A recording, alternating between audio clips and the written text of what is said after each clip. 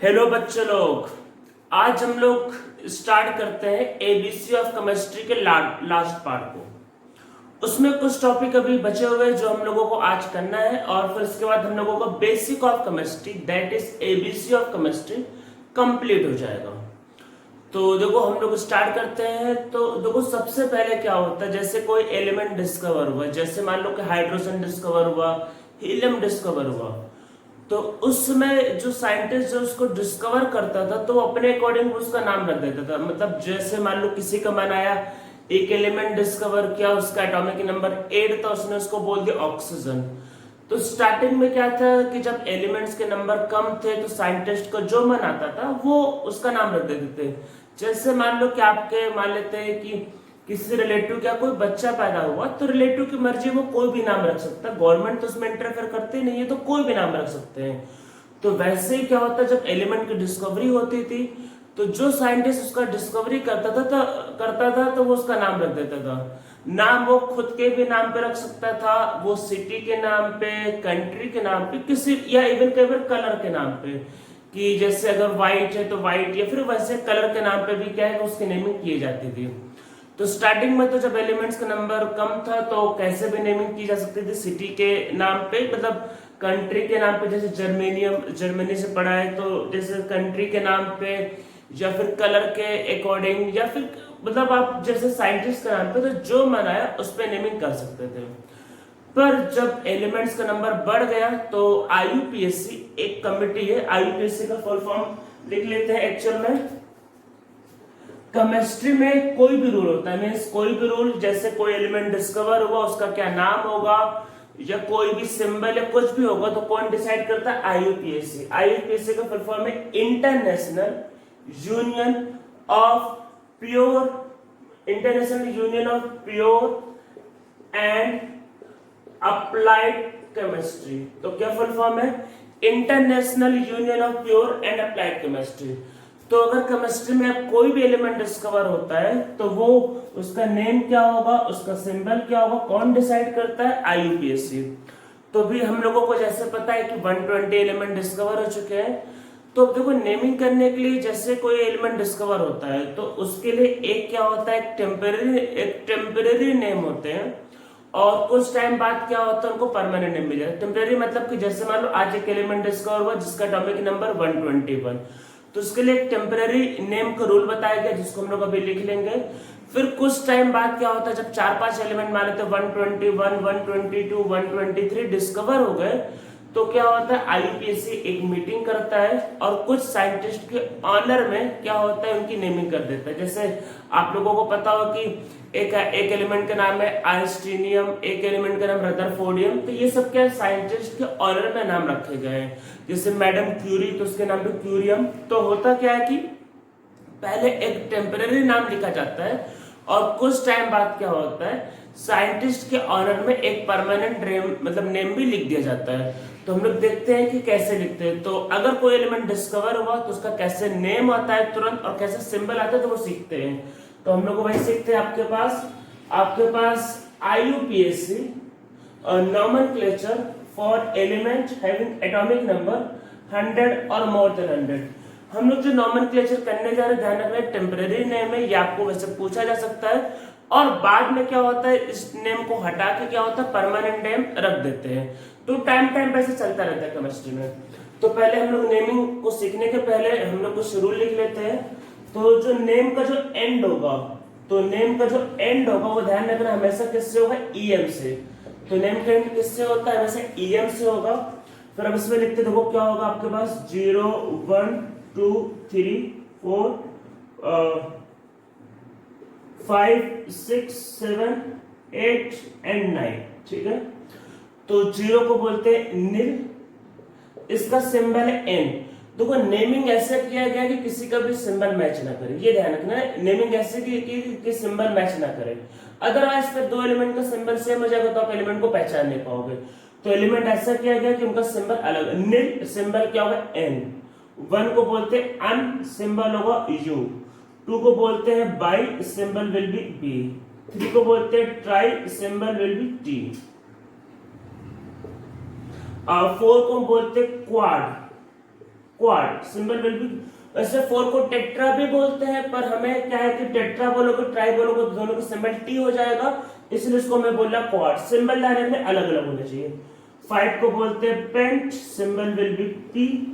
6 को बोलते हैं hex, symbol will be H.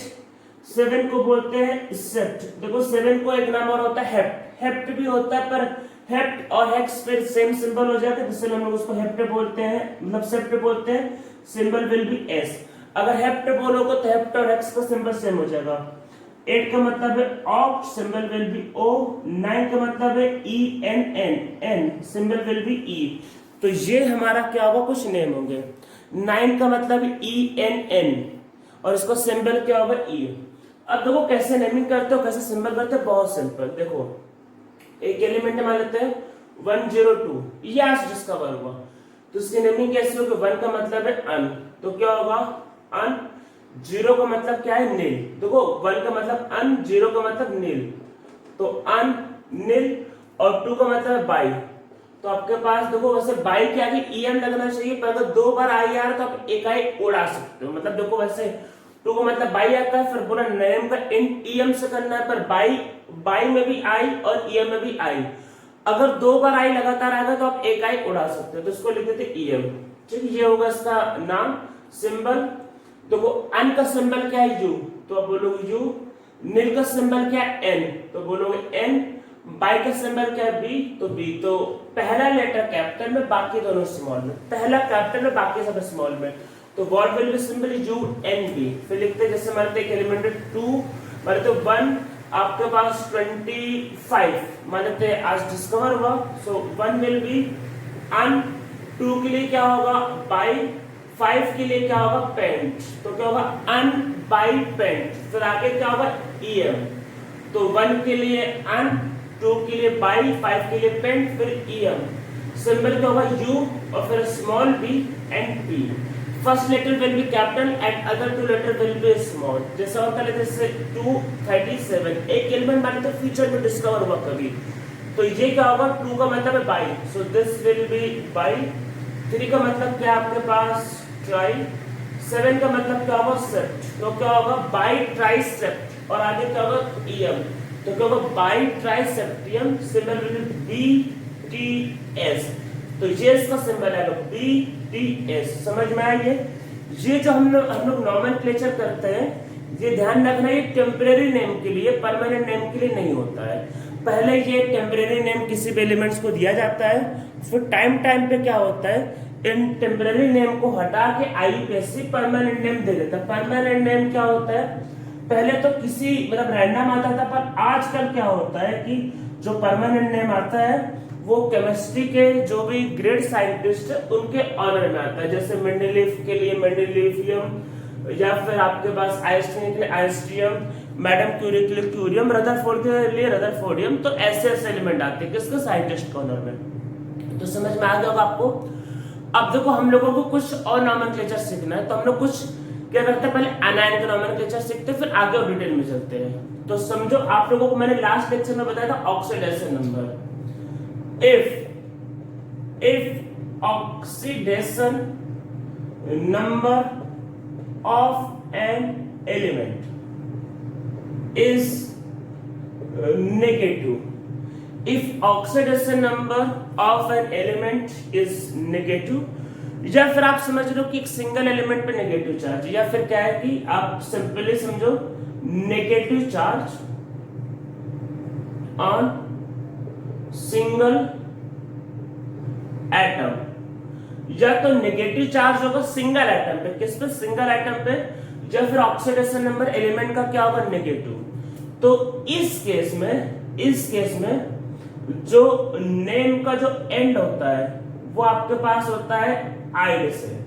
Name का एंड किससे होगा, आइड से। देखो ध्यान रखना आइड वर्ड कब यूज करते हैं, आइड आईडीई, आइड वर्ड कब यूज करते हैं जब ऑक्सीडेशन नंबर क्या होगा नेगेटिव, या फिर जो एटम है मतलब उसका जो चार्ज होना चाहिए वो नेगेटिव होना चाहिए, उस पर ध्यान रखना नेगेटिव चार्ज, तो आइड वर्ड का यूज करते हैं। एक बात को ध्यान रखना है कि उसमें सिंगल एलिमेंट प्रेजेंट होना चाहिए, फिर उसी टाइप का एलिमेंट प्रेजेंट होना चाहिए। एग्जांपल समझते हैं, आपको लग रहा होगा मैं क्या बता रहा हूं, एग्जांपल समझते हैं। हाइड्रोजन अगर हाइड्रोजन, देखो हाइड्रोजन पर हमें पता है कि ऑक्सीडेशन नंबर +1 -1 दोनों होता है। अगर इसका -1 आया तो -1 आया तो इसका नाम क्या होता है, हाइड्राइड, सिंपल हाइड्रोजन। और अगर देखो नेगेटिव चार्ज और single atom, negative charge single atom तो नेम कैन करना आइड से। देखो नेगेटिव चार्ज और सिंगल एटम को तो आइड वर्ड का यूज करना है। देखो बहुत सिंपल लगेगा, आइड वर्ड। हाइड्रोजन पे negative charge, so this will be hydride. अगर किसी हाइड्रोजन पे नेगेटिव, मान लेते हैं फ्लोरीन, क्लोरीन, ठीक है, सब पे नेगेटिव होता है, ब्रोमीन, आयोडीन, ठीक है, सब पे नेगेटिव। फ्लोरीन क्या होता है, फिर हो जाएगा फ्लोराइड, बहुत सिंपल है, फ्लोराइड। क्लोरीन क्या हो जाएगा, आप बोलो क्लोरीन तो सर क्लोराइड हो जाएगा, very simple, this will be chloride, ठीक है, this is fluoride, chloride. Bromine क्या होगा, bromine will be bromide. Iodine क्या होगा, आयोडीन विल बी आयोडाइड, ठीक है। और एलिमेंट के एग्जांपल लेते हैं, ऑक्सीजन, ऑक्सीजन पे -2 होगा, सो this will be oxide, oxide. देखो ऑक्सीजन पे -1, या जिसको मैंने कहा था कि दो ऑक्सीजन पे -2, देखो एक सिंगल एलिमेंट पे -1, सो इसका नाम होता है पर ऑक्साइड।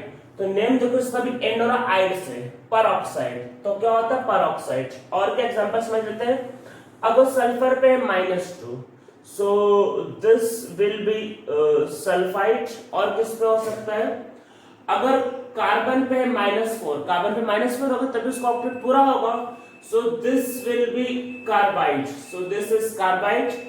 अगर नाइट्रोजन पे -3, सो this will be nitride. Phosphorus पे -3, सो दिस इज फॉस्फाइड। अगर इसमें देखो हो गए मेन एलिमेंट हो गए जिसपे माइनस चार्ज होता है। माइनस चार्ज मेनली किस पे होता है, नॉन मेटल पे। हम लोगों ने सारे नॉन मेटल्स को लिख लिए हैं। तो अगर ये सारे नॉन मेटल्स होगा तो अगर इन एलिमेंट्स पे माइनस चार्ज होएगा तो वो क्या होगा, आपके पास आइड से एंड होगा, ठीक है। तो ये नेमिंग समझ में आया कि अगर किसी भी एलिमेंट पे, सिंगल एलिमेंट पे अगर माइनस चार्ज होता है तो नेम एंड किससे होता है, नेम एंड उसका होगा आइड से, ठीक है। और नेगेटिव चार्ज नॉर्मली होता है, किस पे नेगेटिव चार्ज होता है, नॉन मेटल पे। तो हम लोगों ने नियरली सारे नॉन मेटल्स को लिख लिए, ठीक है। तो ये नेम बहुत सिंपल था, सबको समझ में आ गया होगा। तो देखो होता क्या है कि अगर आप देखो स्कूल की बुक्स पढ़ोगे, देखो अगर आप स्कूल की बुक्स पढ़ोगे तो आपको ये सब नाम कभी याद नहीं होगा कि स्कूल की बुक में क्या होता है, रैंडम दिया होता है और स्कूल के टीचर को कुछ पता तो होता नहीं, वो समझा भी नहीं पाते। तो देखो मैंने आपको कितना सिंपल तरीका बताया। अगर माइनस चार्ज होगा एलिमेंट पे तो सिंपल नेम का एंड करना आइड से। और देखो मैंने सारे नेम लिख दिए, अब आपको देखो सारे याद हो जाएंगे। कोई भी एलिमेंट पूछो, मान लो फॉस्फोरस, तो फॉस्फोरस का वैलेंसी सबको पता 3 होना चाहिए, तो -3 चार्ज, तो फॉस्फाइड। आइड से name oxygen, oxide, sulphur, sulphide, तो बहुत सिंपल। Carbon, carbide. तो आप ऐसे किसी भी एलिमेंट की नेमिंग कर सकते हो। देखो बहुत सिंपल था ये। तो हम लोगों ने क्या है कि पहले वाले पार्ट को कर लिया जहां पे अगर सिंगल एलिमेंट पे क्या होता है, नेगेटिव चार्ज। अब हम लोग क्या कर रहे हैं, कुछ ऑक्सीजन की नेमिंग करते हैं। तो देखो ये सब बेसिक चीजें जो आपको पता होना चाहिए। और ये सब मैं जो ट्रिक बता रहा हूँ ये नॉर्मली स्कूल में कोई नहीं बताता है, तो ये ट्रिक आपको पता होगा। तो आप क्या है कि बेसिक मॉलिक्यूल का तुरंत नेमिंग कर लोगे, आपको कभी दिक्कत नहीं आएगी। तो हम लोग और ट्रिक सीखते हैं। तो देखो क्या होगा, naming of oxide and oxy acid. देखो ऑक्साइड का मतलब पता होगा कि जिसमें ऑक्सीजन होता है। ऑक्साइड का मतलब कि मेटल एंड ऑक्सीजन होगा। ऑक्सी एसिड का मतलब ये है कि उस एसिड में ऑक्सीजन होगा, मतलब ऑक्सी एसिड का मतलब वहां पे ऑक्सीजन होगा। तो समझते हैं, ट्रिक समझते हैं क्या है। अभी एग्जांपल भी देखें, पहले ट्रिक समझते हैं। अगर उसमें लेस ऑक्सीजन होगा तो नेम का एंड करते हैं, हमें नेम एंड पे फोकस करना है। अगर लेस ऑक्सीजन है तो उसका नेम का एंड होगा अस से। अगर ऑक्साइड है, मतलब ऑक्साइड के लिए देखो, ऑक्साइड के लिए भाई अगर ये ऑक्साइड है मान लेते हैं, पहले ऑक्साइड के लिए क्या लेते हैं, लेस ऑक्सीजन होगा तो अस लिखना है, फिर आगे लिखना ऑक्साइड, अस ऑक्साइड कहलाएगा। और अगर आपके पास जैसे मोर ऑक्सीजन है तो कहलाएगा एक ऑक्साइड, ठीक है। अभी समझते हैं, ये ऑक्साइड के लिए होगा। अगर ये एसिड होता तो सेम भाई, अगर आपके पास लेस ऑक्सीजन है तो आप बोलोगे अस एसिड है वो। और अगर आपके पास मोर ऑक्सीजन है तो आप बोलोगे दिस इज इक एसिड। तो चलो एग्जाम्पल समझते मैं क्या बता रहा हूं और समझते। चलो एग्जाम्पल बताते हैं। देखो कुछ एलिमेंट्स का वैलेंसी पता है कि फिक्स होता है, जो हम लोगों ने 20 तक किया था, और 20 के बाद के कई एलिमेंट्स का वैलेंसी फिक्स नहीं होता, जैसे कि आयरन का, आपका कॉपर का, या फिर मरकरी का। आप वैलेंसी भी बोल सकते हो, बेटर होगा कि आप बोलो ऑक्सीडेशन नंबर। तो इनके जो ऑक्सीडेशन नंबर होते हैं वो वेरिएबल होते हैं, वो फिक्स नहीं होते। तो चलो कुछ एग्जांपल समझते हैं। जैसे पहले एग्जांपल लेते हैं आयरन, FeO एंड Fe2O3। इसका नाम याद करने में लोगों को बहुत कंफ्यूजन होती है। तो देखो एक आयरन पे एक ऑक्सीजन, और यहाँ पे दो आयरन पे 3 ऑक्सीजन। तो अगर 2 आयरन पे 3 ऑक्सीजन है तो एक आयरन पे कितना ऑक्सीजन होगा? आप बोलोगे सर 1.5। अरे अगर 2 आयरन में 3 ऑक्सीजन है तो एक आयरन में कितना होगा? इसमें एक आयरन में कितना होगा, मतलब 2 में 3, तो एक में बोलोगे 1.5, ये 3/2। तो देखो यहाँ पे एक आयरन पे एक ऑक्सीजन, यहाँ पे कम ऑक्सीजन, और यहाँ पे एक आयरन पे 1.5 ऑक्सीजन, तो यहाँ पे ऑक्सीजन ज्यादा है। तो ज्यादा वाले को एक, कम वाले को अस। तो इसका नेमिंग क्या होता है? This is ferrous. तो ये क्या है? Ferrous oxide. ऑक्साइड है तो ferrous oxide. This is ferric oxide. बहुत सिंपल है। देखो तो मैं आपको जो ट्रिक बता रहा हूं, आप इसको फॉलो करोगे, आपसे सारे नेमिंग हो जाएगी।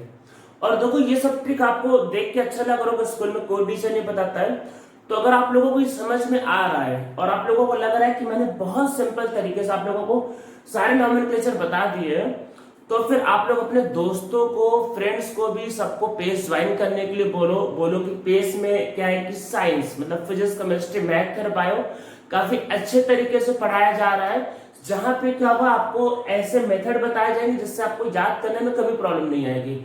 आप स्कूल में पढ़ोगे तो उसमें क्या होता है कि टीचर्स को खुद ही नहीं पता होता है वो, मतलब, और वो क्या होता है उनको कोई ट्रिक भी नहीं पता होती।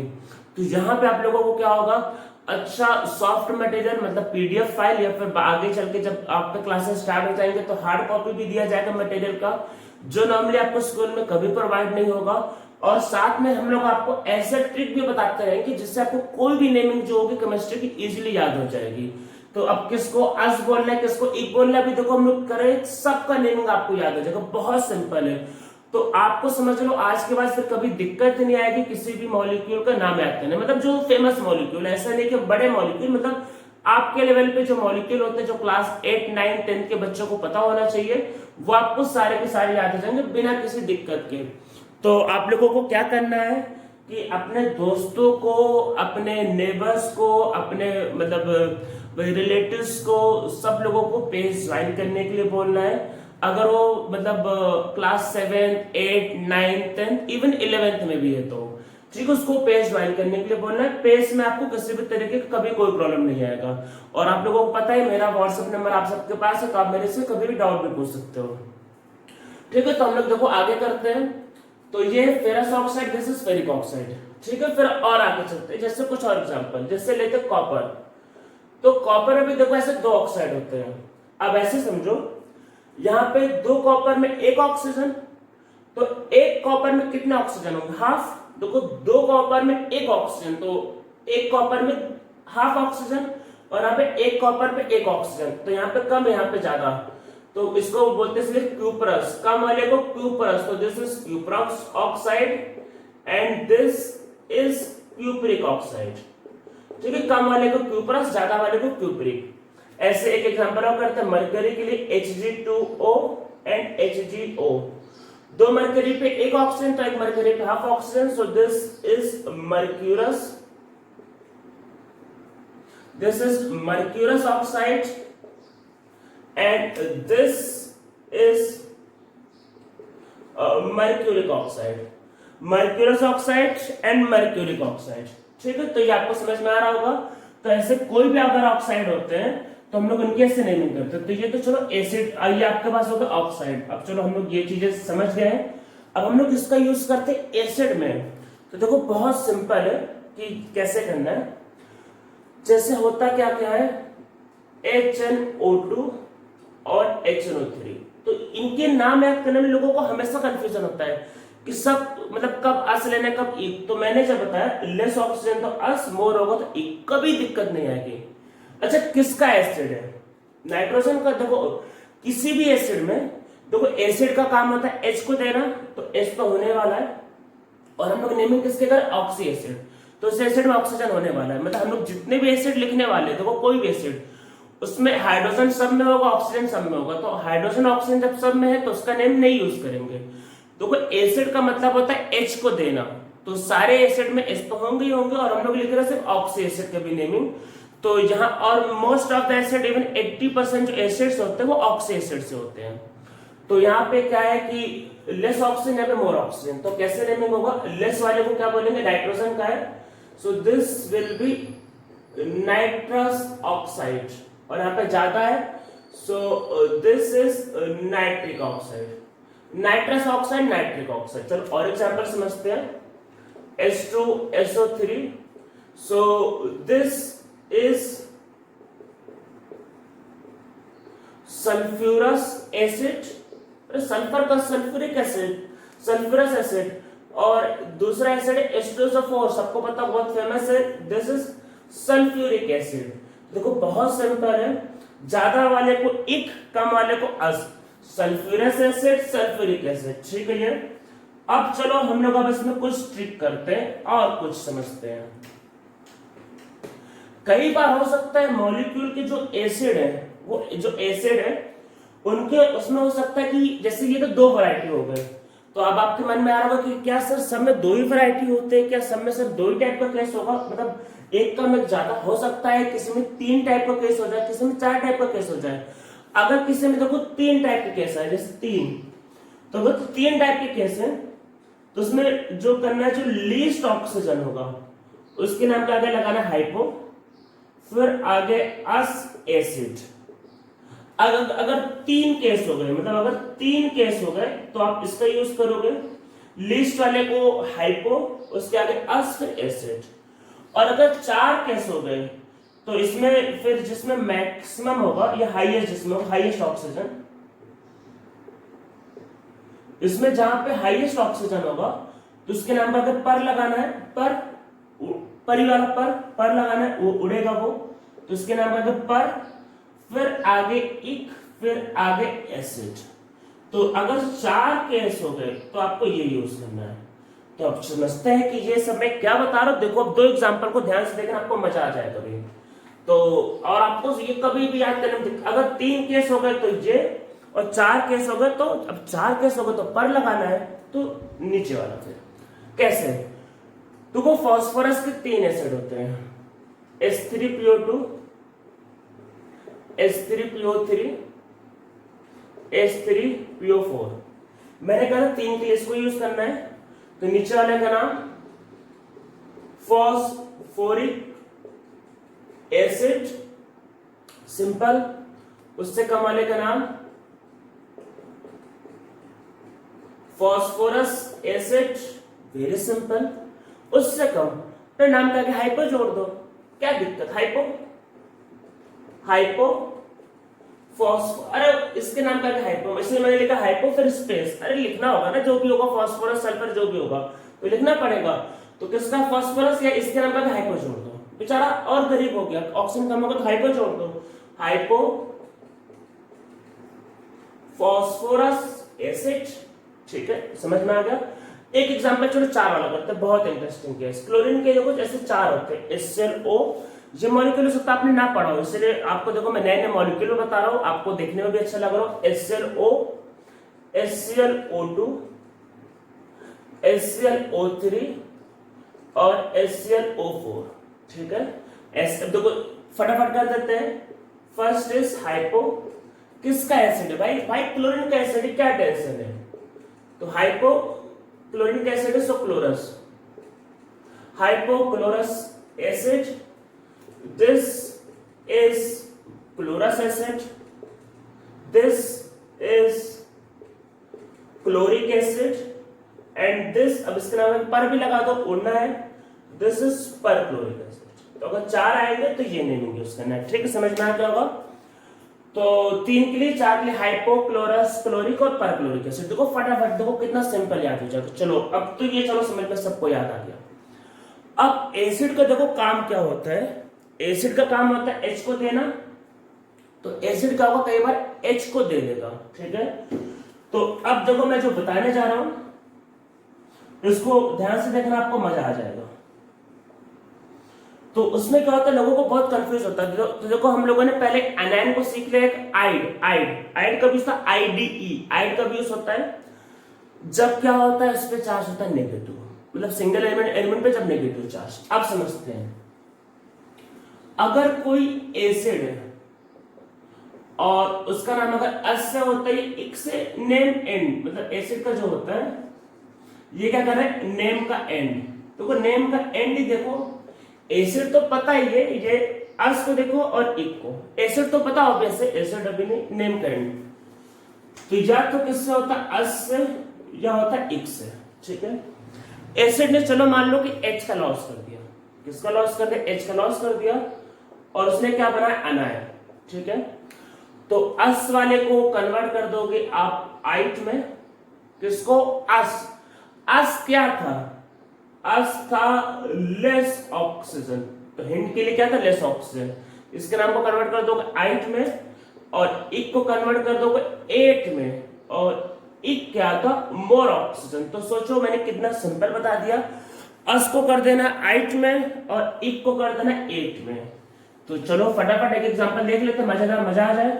तो इससे चलो स्टार्ट कर लेते हैं, जो लिखा हुआ है चलो लिखते हैं। सबने मारते H को निकाला, चलो सबसे H को निकाल लेते हैं, ठीक है।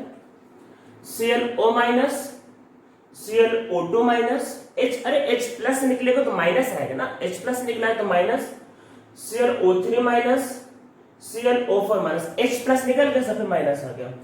तो ये क्या था, एसिड था, ठीक है, ये आपका एसिड था, एसिड ही H निकल गया, तो अब एसिड किस बात का, तो अब देखो अस, फिर अस, इक और इक, चलो स्टार्ट आता है, बस वही जोड़ा है वही।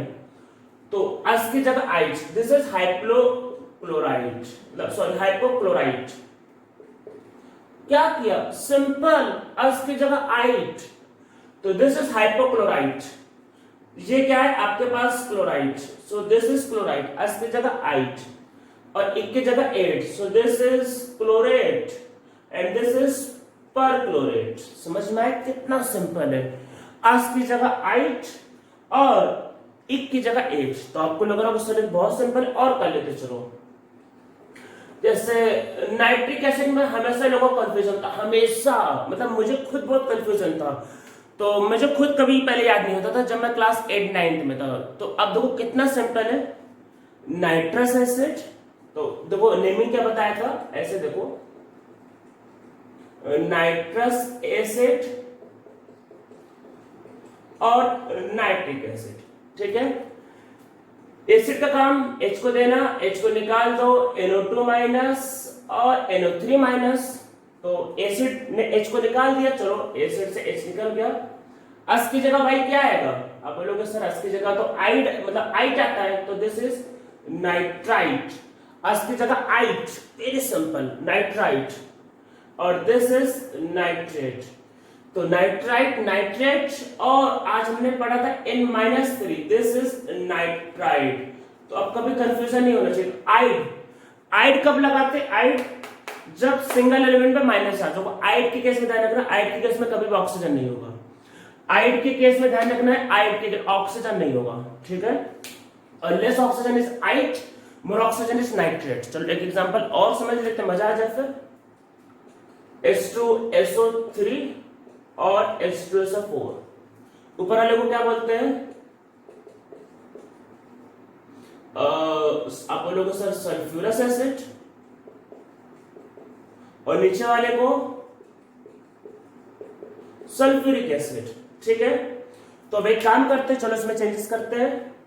एसिड के H को उड़ा दिया, एसिड के H को उड़ाया, तो क्या होगा, इस पे चार्ज -2, इस पे चार्ज -2। जब एसिड का H ही उड़ गया, तो एसिड को उड़ाओ, ये उड़ा दिया, तो अस की जगह क्या आएगा, आइड। सो दिस इज आपका मतलब पूरा कर देते, this is sulphide, so this is sulphide, ठीक है, सल्फाइड, सॉरी सल्फाइड, ठीक है, and this is sulphate. Sulphide sulphate, और H2 sorry sulphide, this is sulphide, this is sulphide, ठीक है, दिस इज सल्फाइड, और H2 माइनस का दिस इज सल्फाइड। तो याद रखना है जब सल्फर पे सिर्फ सल्फर में माइनस था, this is sulphide and sulphate, ठीक है। तो आपको नाम समझ में आ रहा होगा, सब आपको याद भी हो रहे होंगे मस्त। अब हम लोग सीखते हैं केमिकल रिएक्शन के बारे में कि ये केमिकल रिएक्शन एक्चुअल में होता क्या है। तो जैसे एक एग्जांपल समझते हैं हम लोग। तो जैसे मैंने बोला कि zinc react with copper sulphate and form zinc sulphate and releases copper. तो देखो ये स्टेटमेंट बोलना कितना डिफिकल्ट है और इसको लोगों को सोचना भी कितना डिफिकल्ट है। मैंने जब बोला तो आप सोच रहे हो कि मैं क्या बोल रहा हूं, तो देखो इसको बोलना और इसको सोचना बहुत डिफिकल्ट है। तो केमिकल रिएक्शन में क्या होता है, हम लोग ये जो स्टोरी जो बोल रहे हैं इसको कुछ सिंबल के फॉर्म में रिप्रेजेंट कर देते हैं। तो उसको देख के समझना क्या है, बहुत सिंपल है। तो जो स्टेटमेंट जो होते हैं, जो रिएक्शन के जो स्टेटमेंट होते हैं, तो उसको सिंबल के फॉर्म में रिप्रेजेंट करना ही केमिकल रिएक्शन कहलाता है। होता क्या है कि इससे चीजें सिंपल नजर आती है। तो केमिकल रिएक्शन में क्या होता है, आपको एलिमेंट्स के या फिर मॉलिक्यूल के फॉर्मूले रिप्रेजेंट करने होते हैं और प्रोडक्ट में भी फॉर्मूले रिप्रेजेंट करने होते हैं। तो देखो मैंने जो बोला पहले इसको समझते हैं। मैंने बोला कि zinc react with copper sulphate, बहुत simple, zinc plus CuSO4, simple, and it form zinc sulphate ZnSO4 and releases copper. तो अब देखो मैं जो स्टोरी जो समझा रहा हूं उसको कितना सिंपल तरीके से लिख दिया। क्या, जिंक प्लस CuSO4, एरो बनाना है, मतलब क्या बनना है, और बनता है ZnSO4 प्लस कॉपर। तो केमिकल रिएक्शन क्या होता है, हम जब लोग कोई भी चीज रिएक्शन करवाते हैं उसमें जो भी चीजें बोलते हैं उसको बोलने के बजाय हम लोग ऐसे कुछ सिंबल के फॉर्म में रिप्रेजेंट करते हैं।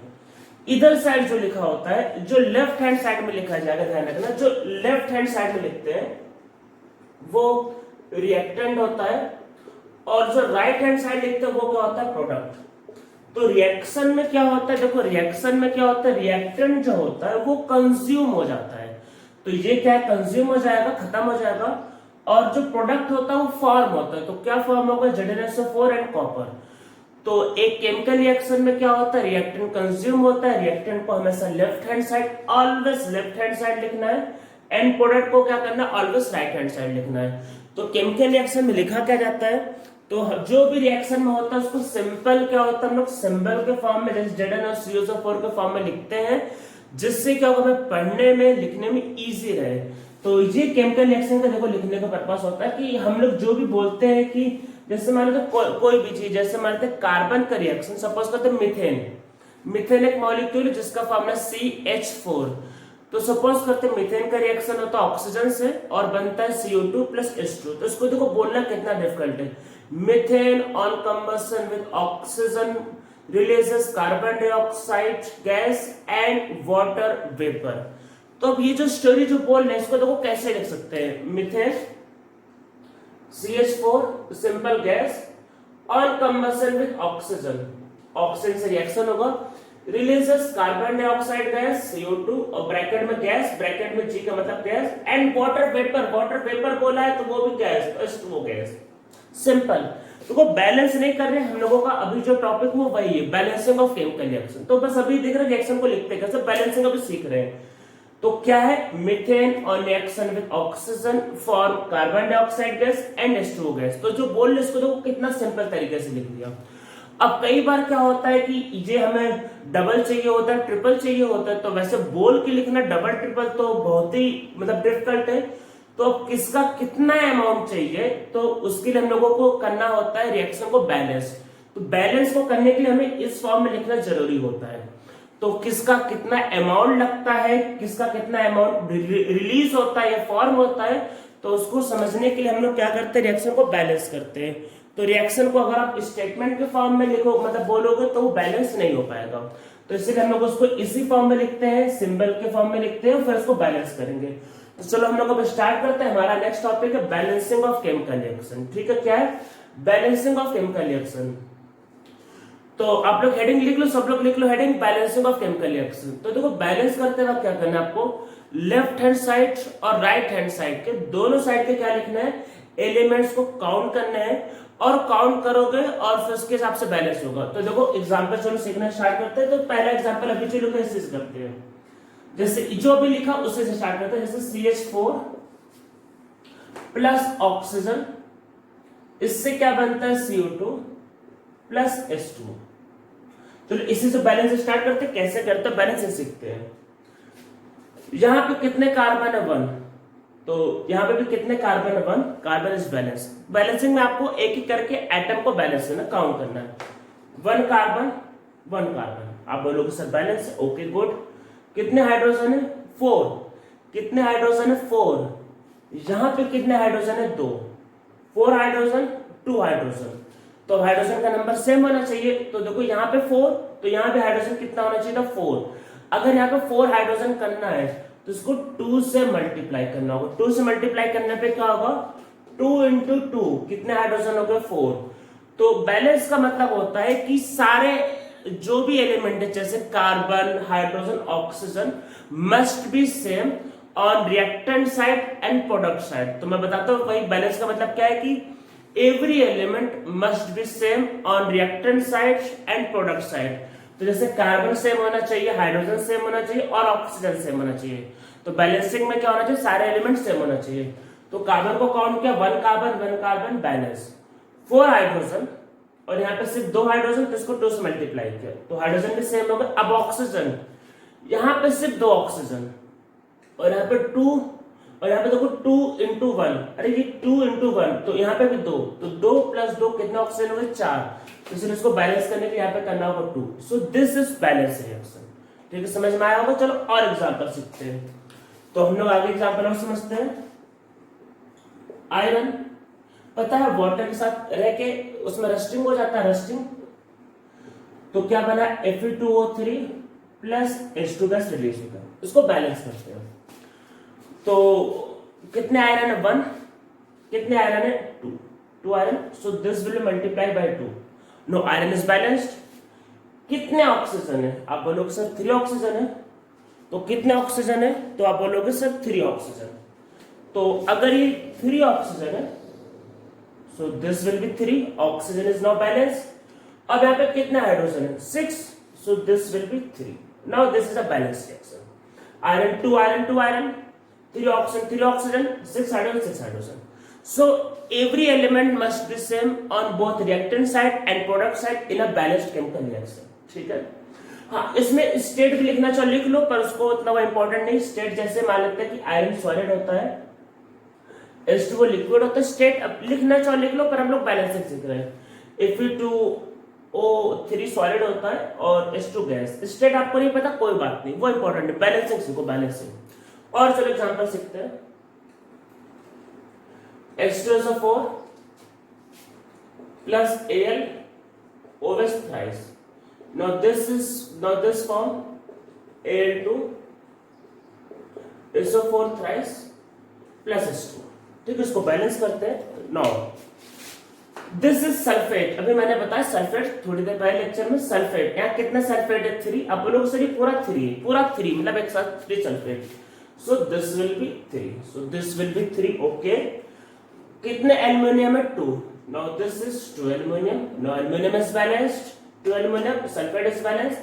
now हम लोगों को क्या बैलेंस करना है, आपका वाटर।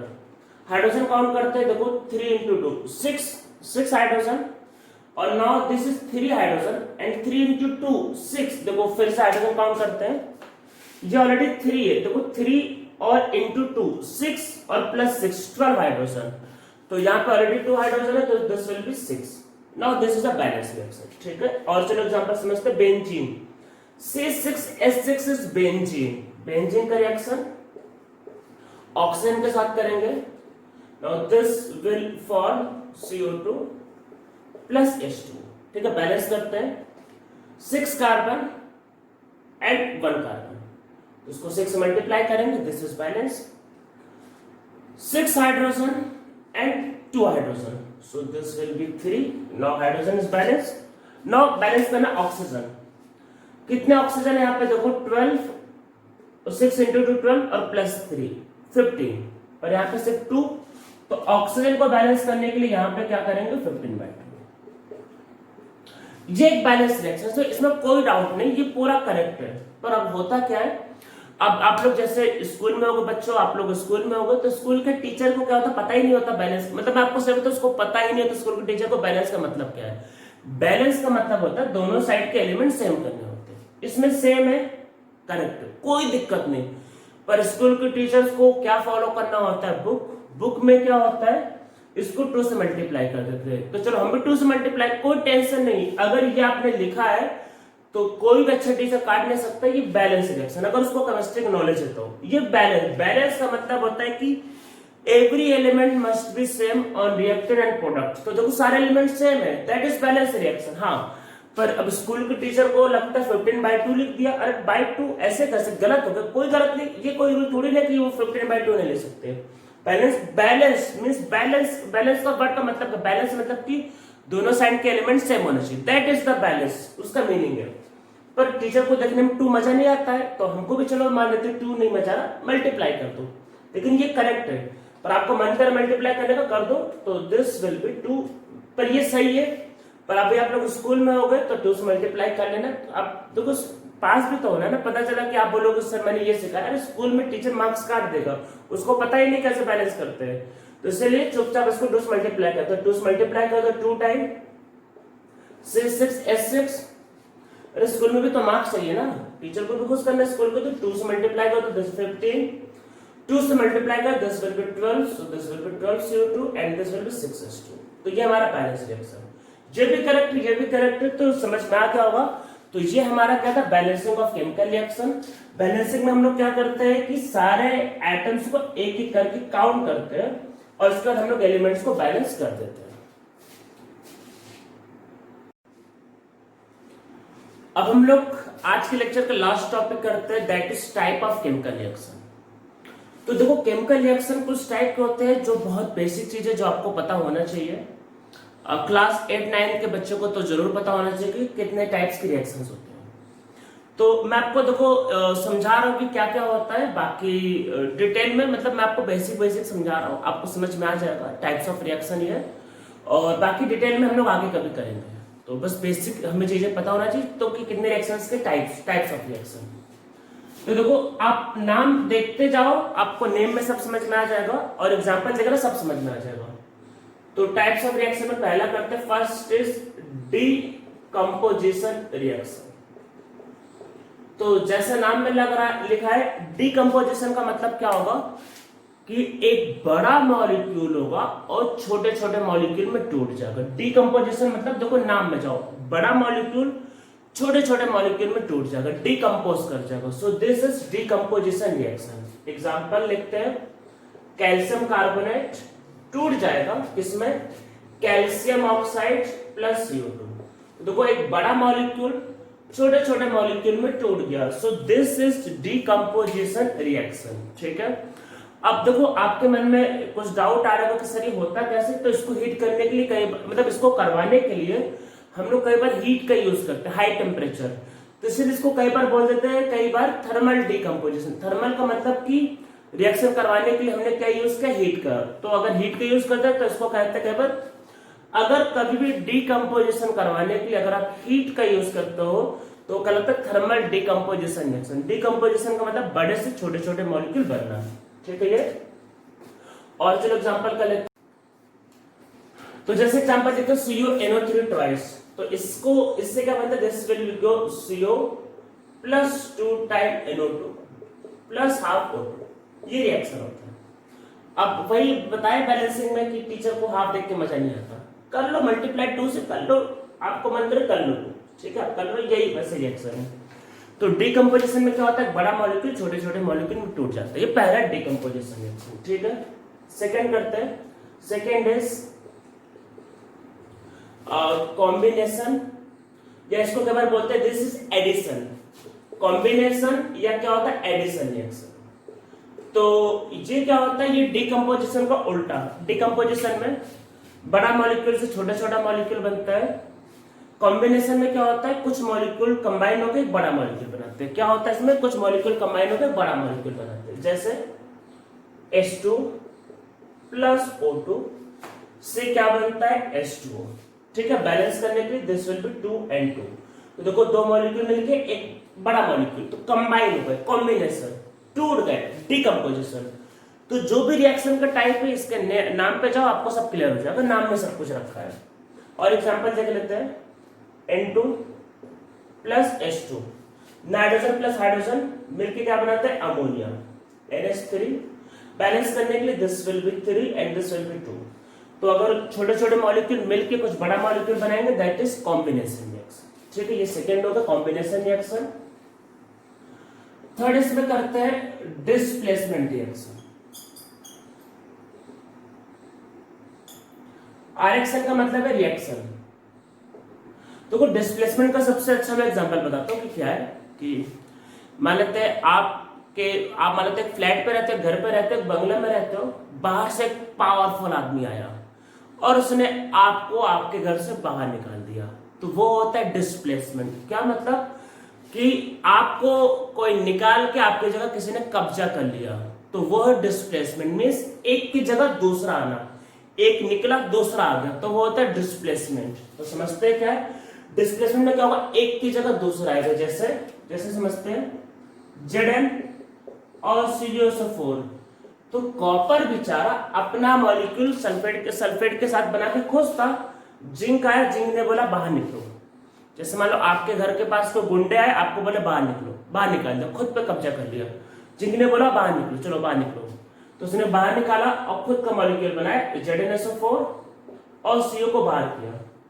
तो अब देखो एक की जगह दूसरा आ गया, तो डिस्प्लेसमेंट, तो डिस्प्लेस कर दिया, एक ने दूसरे को बाहर निकाल दिया, दैट इज डिस्प्लेसमेंट। और एग्जांपल समझ लेते हैं, मान लेते हैं आपके पास मैग्नीशियम है और चलो मानते हैं जिंक से भी पावरफुल मेटल है मैग्नीशियम।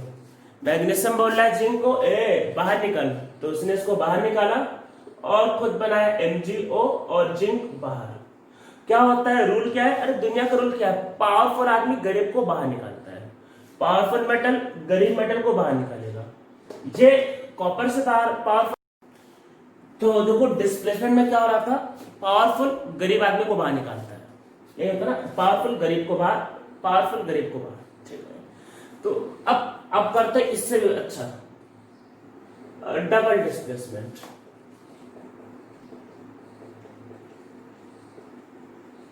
अब डबल डिस्प्लेसमेंट क्या है, ये म्यूचुअल अंडरस्टैंडिंग वाला। कैसे कि चलो मेरे पास भी एक घर है भाई, तुम्हारे पास भी एक घर है, तुम्हारा घर मैं ले लो, मेरा घर तुम ले लो, इंटरचेंज। ठीक है, सेटिंग हो गई, तो मेरा ले लो मैं तुम्हारा ले लो, इंटरचेंज, सेटिंग। तो अब समझते हैं कैसे सेटिंग हो जाएगी इसमें। जैसे AgNO3 प्लस NaCl था, Ag ने Na के साथ सेटिंग किया कि यार क्लोरीन के साथ मैं बॉन्डिंग करता हूं, मुझे बहुत स्ट्रॉन्ग बॉन्ड बनता है मेरा, तो दोनों ने सेटिंग किया, तो ये इधर और ये इधर, तो सेटिंग इंटरचेंज हो गया। तो क्या बना, AgCl प्लस NaNO3।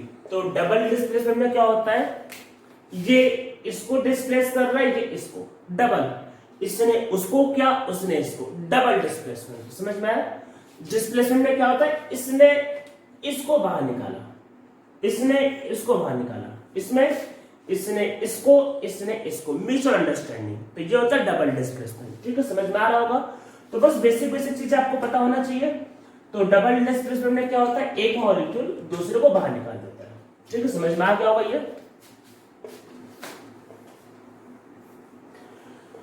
अब हम लोग इसमें एक रिएक्शन और लिखते हैं, that is fifth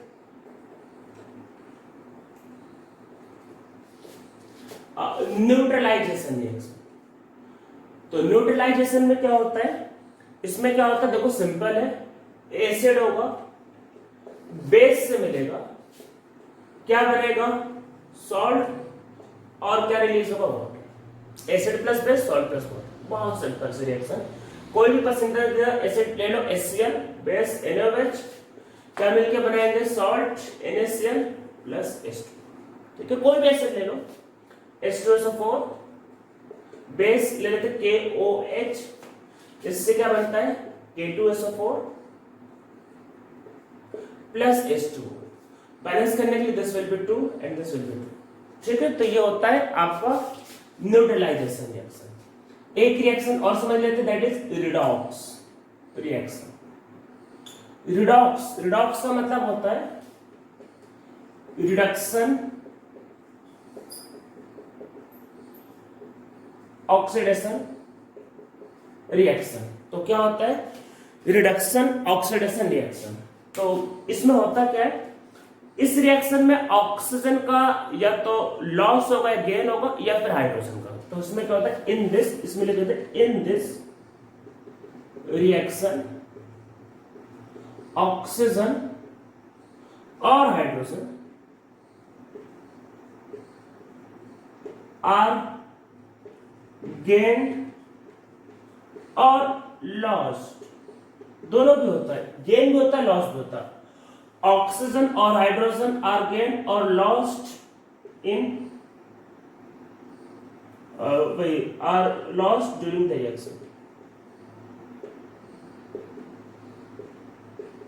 in this reaction oxygen और हाइड्रोजन गेन और लॉस्ट ड्यूरिंग द रिएक्शन। तो इस रिएक्शन में क्या होता है ऑक्सीजन या हाइड्रोजन का, सिर्फ ऑक्सीजन और हाइड्रोजन का क्या होता है गेन होता है या फिर क्या होता है लॉस होता है। तो अगर ऑक्सीजन का वही गेन या लॉस होगा तो ये कहलाता है रिडॉक्स रिएक्शन, ठीक है। समझ लेते हैं, चलो एक दो एग्जांपल समझ लेते हैं। मैग्नीशियम था Fe2O3, ठीक है। तो मैग्नीशियम ने बोला कि तेरे पास ज्यादा ऑक्सीजन है, ज्यादा एक मेरे को दे दे, ले लिया, क्या बनाया MgO प्लस FeO। तो इसको बैलेंस, इसको टू कर लो बैलेंस से। तो अब देखो क्या है, इसने ऑक्सीजन का गेन किया, ठीक है। आपको अब देखो ऐसा था नहीं कोई ना कोई गेन करेगा तो भाई कोई ना कोई तो लॉस भी करेगा। ऐसा था नहीं कोई आसमान से टपका है, ये गेन कर रहा है तो लॉस कर रहा है। कैसे लॉस, देखो 2 आयरन पे 3 ऑक्सीजन, और तो एक आयरन पे कितना ऑक्सीजन है, देखो 2 आयरन पे 3 ऑक्सीजन, तो एक आयरन पे 1.5 ऑक्सीजन 1.5 और यहाँ पे एक आयरन पे 1 ऑक्सीजन। तो ऑक्सीजन देखो कम हो गए, इसके पास ऑक्सीजन कम हो गए, इसके पास ऑक्सीजन बढ़ गए। तो अगर रिएक्शन के टाइम पे ऑक्सीजन या हाइड्रोजन दोनों में से कोई भी एक अगर उसका अमाउंट बढ़ता है या कम होता है तो वो क्या करते हैं रिडॉक्स। इसमें ऑक्सीजन का अमाउंट बढ़ गया, इसमें ऑक्सीजन का अमाउंट कम हो गया, दिस इज रिडॉक्स रिएक्शन, ठीक है। तो ये हमारा था टाइप्स ऑफ केमिकल रिएक्शन।